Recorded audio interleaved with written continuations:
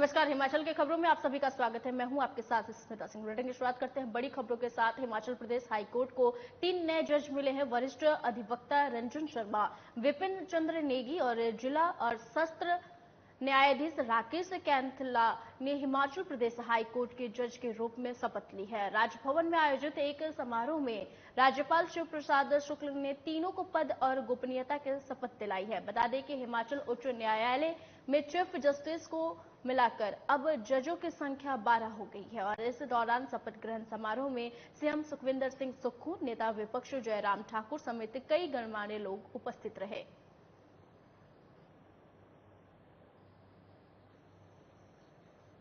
6 महीने पहले ही भेज दी थी और बड़ी खुशी की बात है कि हमारी जो स्ट्रेंथ थी हाई कोर्ट के जजेस की वो अब पूर्ण हो गई है और जो केसेस है उसको एक्सपेडाइट करने के लिए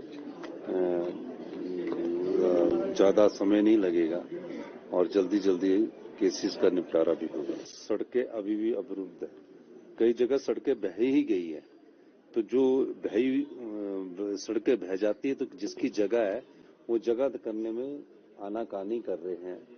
तो हम उनसे भी रिक्वेस्ट कर रहे हैं कि आपकी जगह अभी एप्पल को टेम्परेरी जाने के लिए आप दे दीजिए। तो उस मामले में कुछ सड़कों में ऊपर हमारे अवरुद्ध है, तो पर हम कोशिश करेंगे कि उनको मनाकर जब तक सड़क और नहीं बन जाती है उनकी जगह से लिंक रोड जैसा बनाकर सेब के ट्रकों को निकाला जाए। हिमाचल प्रदेश में बीते दिनों हुई बारिश की वजह से सड़कों को भारी नुकसान हुआ है, जिसको लेकर सीएम सुखविंदर सिंह सुक्खू ने बंद पड़ी सड़कों को बहाल करने के लोक निर्माण विभाग के साथ महत्वपूर्ण बैठक की है।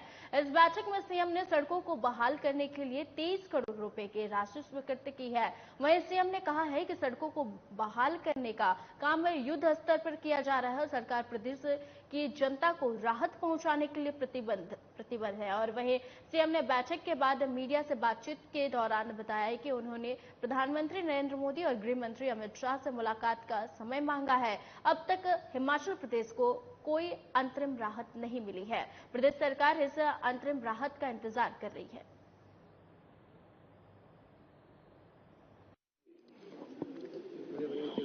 सेब सीजन के कारण सड़कों को नुकसान हुआ है और जो सड़कें अवरुद्ध है, मैंने अभी उनको इमीडिएट प्रभाव से टोटल 23 करोड़ आज स्वीकृत किया है, जिसमें 5 करोड़ नेशनल हाईवे जो यशवंत नगर छैला वाला रोड है उसके रोड को शुरू करने के लिए दिया है। सब जगह 1-1 करोड़ रुपया मैंने, और थुना का जो डिवीजन है सब जगह 1-1 करोड़ रुपया आज ही स्वीकृत किया गया, ताकि तुरंत प्रभाव से जो सड़कें है, जो सेब की फसल है, किसान और बागवान जितनी मेहनत से फसल को उगाता है उसकी फसल सही समय पर मंडियों में। शिमला के रोडों में सेब फेंकने का वीडियो वायरल होने पर सीएम ने विपक्ष के कड़े शब्दों में निंदा की है और कहा है कि वायरल वीडियो बीजेपी के सोशल मीडिया अकाउंट पर देखा है और जबकि जमीनी हकीकत अलग है। बागवानों को ये समस्या आ रही है कि कुछ सड़कें लैंडस्लाइड के कारण पूरी तरह से बह गई है और दूसरी ओर जमीन पर सारा मलबा गिर गया है।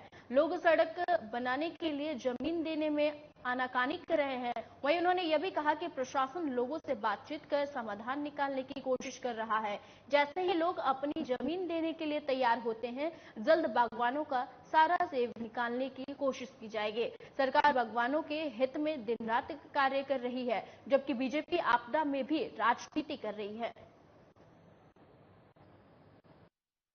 बैठक है वो तो हमारे एप्पल बेल्ट से संबंधित बैठक है और केंद्रीय मंत्री का जितना भी हमारे पास जो भी हमारा अनुमान है सड़कों के मामले में, वो भी बैठक के बाद हम तय करेंगे और एक फैसला करेंगे कि हमें भारत सरकार से किस प्रकार की मदद मिलनी चाहिए। इस दृष्टिकोण से भी हम कार्य कर रहे हैं। मामला अगर उन्होंने उठाया तो इस पर हम ध्यान देंगे और निश्चित तौर पर मैं एक चीज कहना चाहता हूं कि जो सोलन से मैं उस पैच की बात, सोलन से परमाणु जो रोड है वो पुराने उसी पे बना हुआ है। खबर सोलन से है, जहां inner wheel club mid town का अधिष्ठापन समारोह धूमधाम से मनाया गया। कार्यक्रम में स्वास्थ्य और परिवार कल्याण मंत्री कर्नल धनी राम सांडिल्य ने मुख्य अतिथि के रूप में शिरकत की और साथ ही जोनल क्लब कोऑर्डिनेटर सविता वल्ला विशेष रूप से उपस्थित रही। इस अवसर पर क्लब के पूर्व प्रधान मोनिका बंसल ने उषा ठाकुर को प्रधान की जिम्मेदारी सौंपी है। वहीं इस अवसर पर आपदा के समय उत्कृष्ट कार्य करने वाले अधिकारियों और कर्मचारियों को मुख्य अतिथि कर्नल धनीराम सांडिल्य द्वारा सम्मानित करवाया गया और जिसमें आईपीएस और विद्युत विभाग के कर्मचारियों को सम्मानित किया गया है।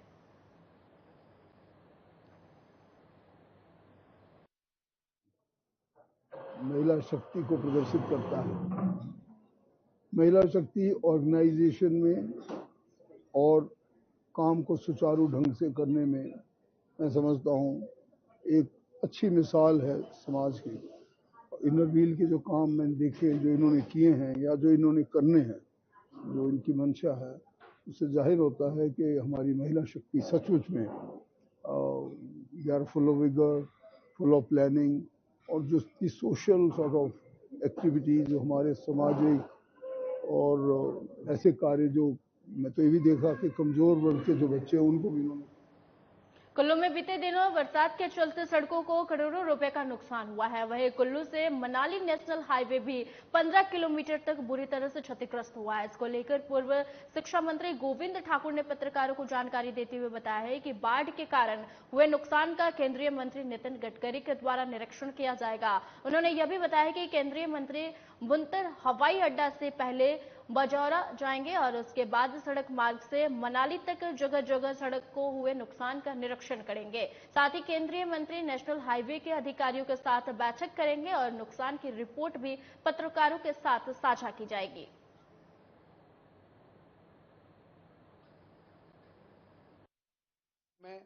वे स्वयं यहां पर आ रहे हैं और उन्होंने हमको ये याद दिलाई है कि श्रद्धेय अटल बिहारी वाजपेयी कितना प्रेम कुल्लू मनाली से किया करते थे कि जब 1995 का फ्लड आया था तब अटल बिहारी वाजपेयी जी स्वयं भूंतर से लेकर मनाली तक सारे बाढ़ पीड़ितों को मिलने और जो नुकसान हुआ था उसको देखने के लिए आए थे और आज श्री नितिन गडकरी जी स्वयं पधार रहे हैं।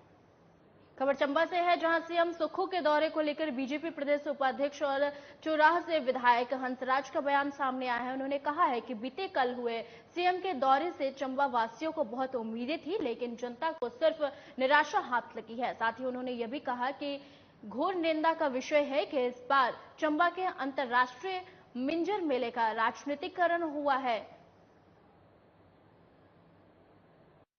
मुख्यमंत्री सुखविंदर सिंह सुक्खू जी का चंबा का दौरा हुआ।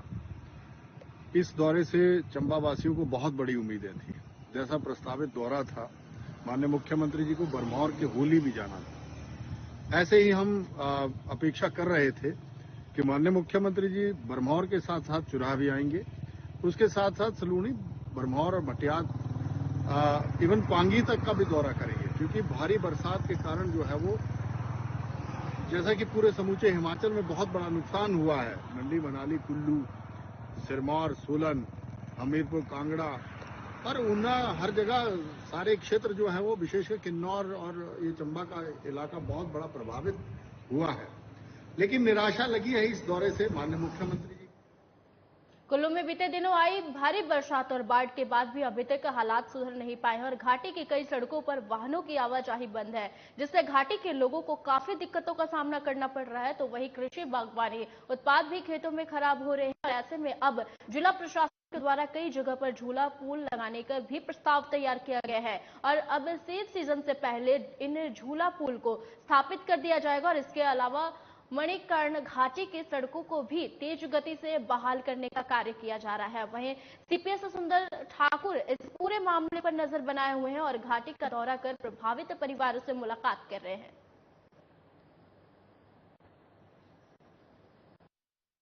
सड़कें अवरुद्ध है, उसमें मुख्य कारण ये है कि जहां पे आमतौर पे सड़क थी वहां पे नाले बन गए हैं और नाले भी इतने गहरे हैं कि अगर उसमें आप रिटेनिंग वॉल लगाने की कोशिश करेंगे तो कई महीने लग जाएंगे।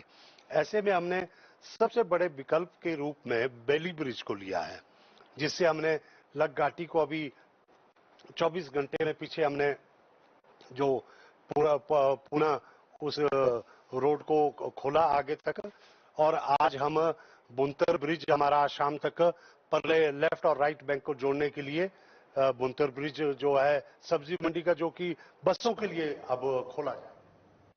सिरमौर जिले में भारी बारिश के चलते बहुत नुकसान हुआ है, तो वहीं नाहन नगर में भी कई भवनों, सड़कों, गलियों को नुकसान पहुंचा है और इसके अलावा लैंडस्लाइड और घरों में मलबा घुसने के भी मामले सामने आए हैं। इस नुकसान को लेकर नगर परिषद ने सभी पार्षदों और उनके वार्डों में हुए नुकसान को लेकर रिपोर्ट बनाने के निर्देश दिए हैं। वहीं परिषद के कार्यकारी अधिकारी संजय तोमर ने बताया है कि नाहन परिषद क्षेत्र में जो भी नुकसान हुआ है उसकी रिपोर्ट संबंधित वार्ड पार्षद देंगे और उसके बाद एक केंद्रीय दल नुकसान का आकलन करेगा और फिर प्रभावित लोगों को मुआवजा दिया जाएगा।